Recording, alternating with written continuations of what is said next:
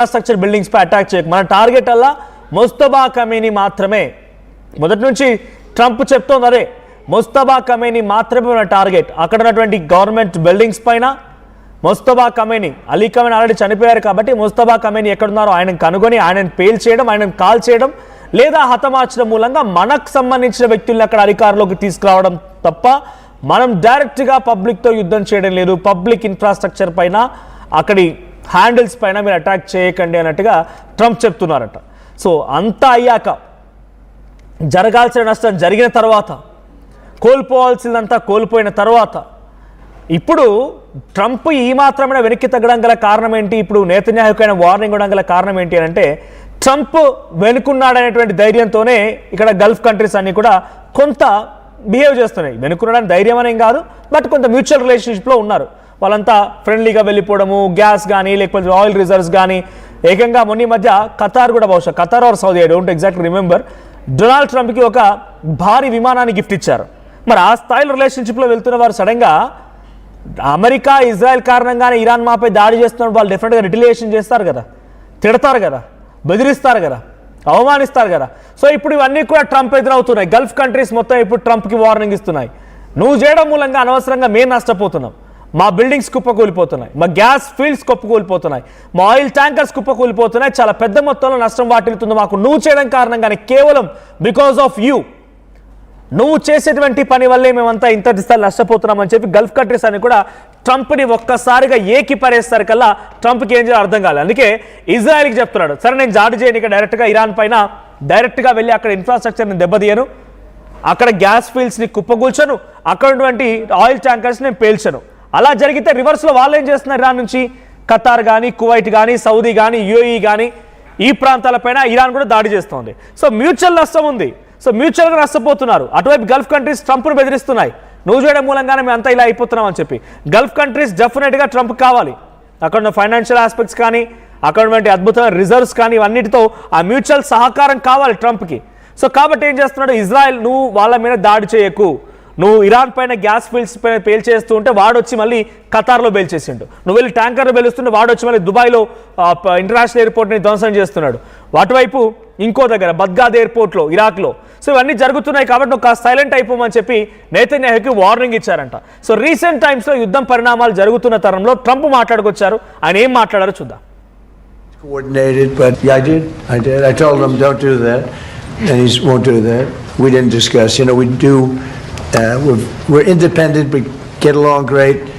It's coordinated, but on occasion he'll do something, and if I don't like it, and so we're not doing that anymore. Yeah, I did. Well, I'll say two things.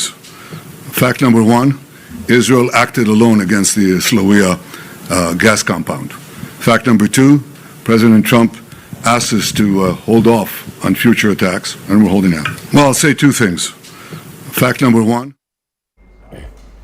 So అటు Netanyahu కూడా చెప్తున్న మాట ఏంటంటే, ట్రంప్కి అసలు మేము ఇరాన్లో ఉన్నటువంటి south పార్స్ gas ఫీల్డ్పై దాడి చేస్తామన్న విషయం తెలీదు, మేము చెప్పలేదు ఈ విషయాన్ని. ఇరాన్ గ్యాస్ ఫీల్డ్ పైన దాడి విషయము ఆయనకి తెలియదు అన్నట్టుగా నేతన్యాహు కూడా అంటున్నారంట. ఇజ్రాయెల్ ఒంటరిగానే ఈ నిర్ణయం తీసుకుంది అని నేతన్యాహు అంటున్నారు. ఖతార్ కూడా ఈ దాడిలో ఎటువంటి సంబంధం లేదు, ఖతార్ కూడా తెలియదు. సో ఇజ్రాయెల్ దాడులకి ప్రతీకారంగా ఖతార్ ఎల్ఎన్జీ పైన ఇప్పుడు ఇరాన్ దాడి చేసింది, మిసైల్ వర్షం కురిపించింది. ఆ ఎల్ఎన్జీ గ్యాస్ ఫీల్డ్ మొత్తం కూడా పూర్తిగా కుప్పకూలిపోయింది. సో మన భారతదేశం కూడా అదే ఎల్ఎన్జీ ఖతార్ ఉన్నటువంటి రస్లాఫాన్ అనేటువంటి ఆ ప్రాంతం దగ్గర నుంచే, అదే గ్యాస్ ఫీల్డ్ దగ్గర నుంచి మనం 27% ఇంపోర్ట్ చేసుకుంటున్నాం. మన భారతదేశానికి వచ్చేటువంటి 100%లో 27% మనం కేవలం ఆ రస్లాఫాన్ దగ్గర నుంచి తీసుకొస్తున్నాం. అంటే ఏ స్థాయిలో ప్రపంచ దేశాలు యుద్ధం కారణంగా ఇబ్బంది పడుతున్నా అర్థం చేసుకోండి. సో ఇప్పుడే డొనాల్డ్ ట్రంప్ ఏమంటున్నారంటే, నువ్వు చేయడం మూలంగా, అంటే నేతన్యాహు చేయడం మూలంగా నువ్వు అక్కడ అటువైపు నుంచి ఇన్ఫ్రాస్ట్రక్చర్ దెబ్బ కొడుతుంటే వాళ్ళు వచ్చి గల్ఫ్ కంట్రీస్పై అటాక్ చేస్తున్నారు.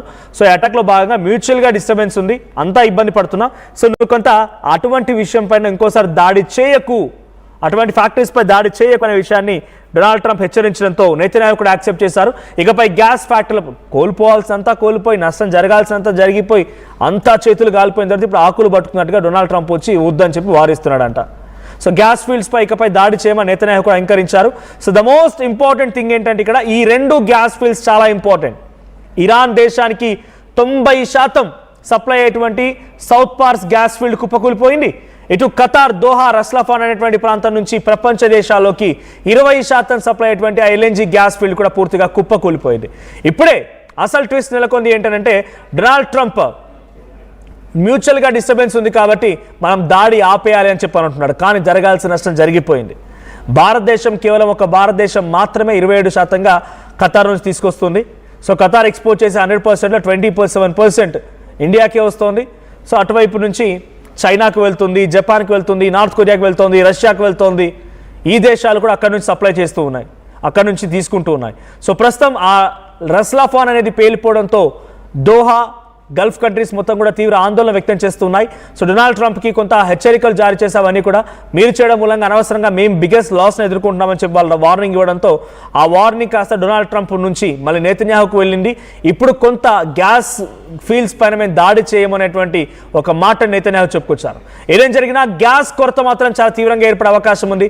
భారతదేశంలో కూడా దాని ఇంపాక్ట్ చాలా తీవ్రమైనటువంటి పరిణామాలు చూపించబోతోంది.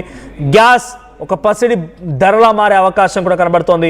సో ఇప్పటికే గ్యాస్ కొరతతో ఇబ్బంది పడుతున్న భారతదేశం మరింతగా ఈ ఇబ్బందులు ఎక్కువయ్యే అవకాశాలు ఉన్నాయి. సో సుమారుగా 5-6